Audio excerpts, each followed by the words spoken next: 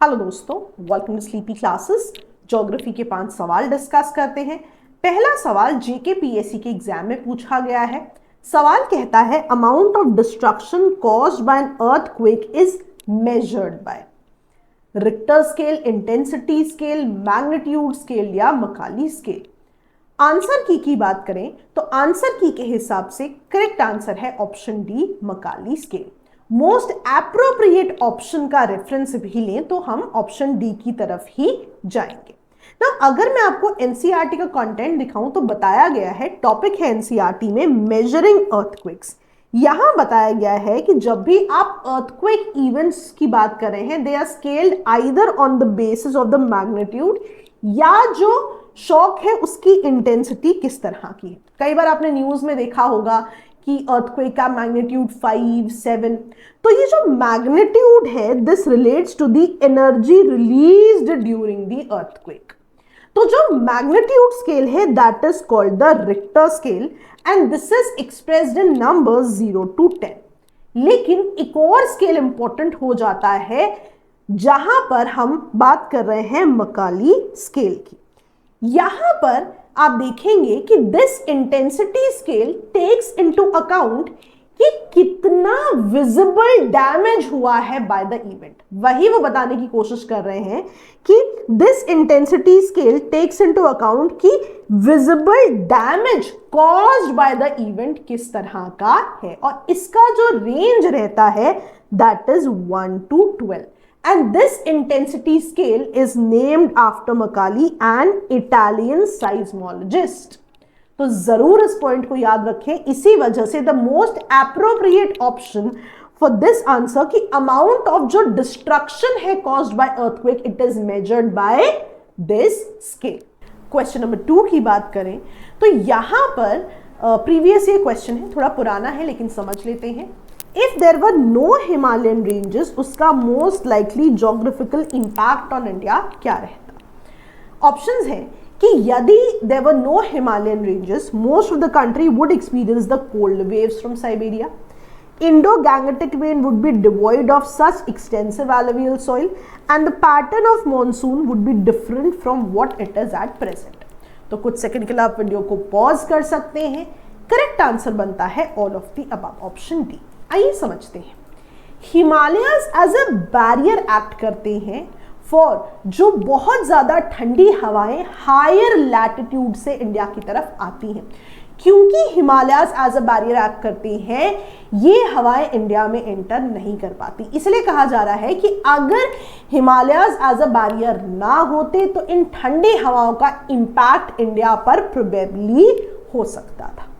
अगर हम मॉनसून के रेफरेंस में भी बात करें, जब हम साउथ वेस्ट मॉनसून की बात करते हैं तो मॉइस्चर आप देखोगे इंडिया में ही शेड होगा, क्योंकि again Himalaya as a barrier act कर रहे हैं और उन मॉइस्चर भरी हवाओं को आगे नहीं जाने दे रहे, बल्कि because of this the moisture is shed in the Indian subcontinent. यहां पर अगर हम एलुवियल सॉइल के रेफरेंस में भी बात करें तो एलुवियल सॉइल बनी है उन सिल्ट या सेडिमेंट से जो हिमालय से रिवर अपने साथ लेकर आई हैं।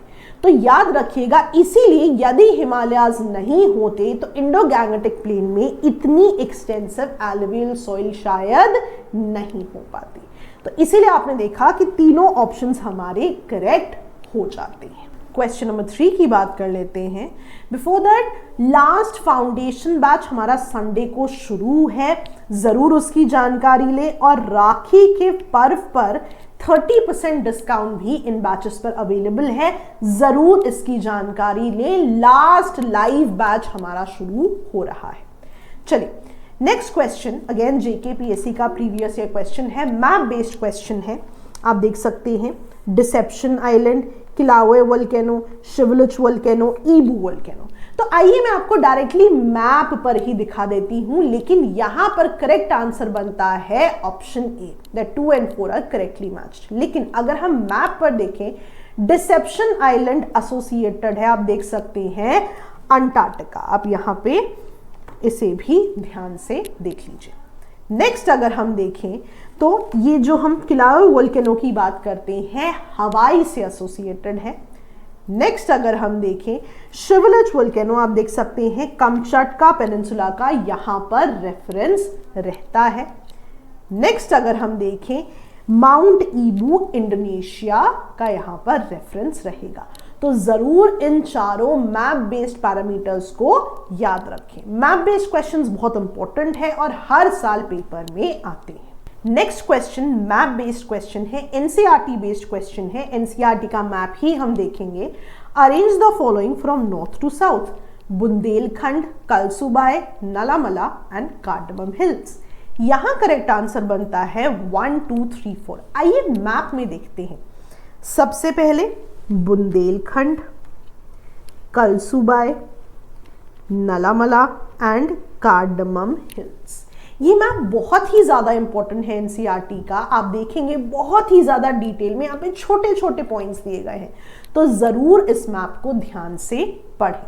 आइए लास्ट क्वेश्चन देख लेते हैं। इस सवाल में एनसीईआरटी बेस्ड टर्म देख लेते हैं। क्लास 11th की एनसीईआरटी में जो क्लाइमेट पर चैप्टर है, इंडियन ज्योग्राफी की जो किताब है, वहां पे एक टर्म है blossom shower. It is associated with which of the following.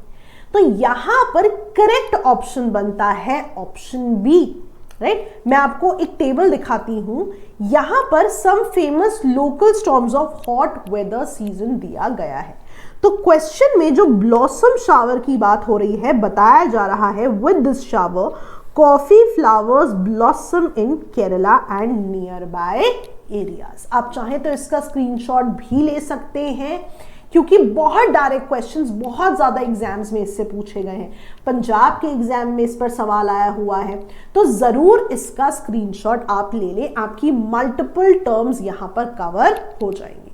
Now before I leave, मैं आपको दोबारा बताना चाहूंगी कि राखी के पर्व पर 30% discount across all the batches है।